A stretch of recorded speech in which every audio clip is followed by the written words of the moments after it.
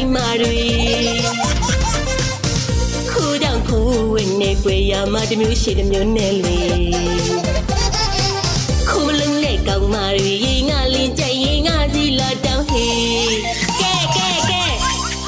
မဆူနဲ့ဒီချာလေးတန်းစီပိုင်ရှင်လဲစွတူကြတဲ့စနိုင်မာတွေ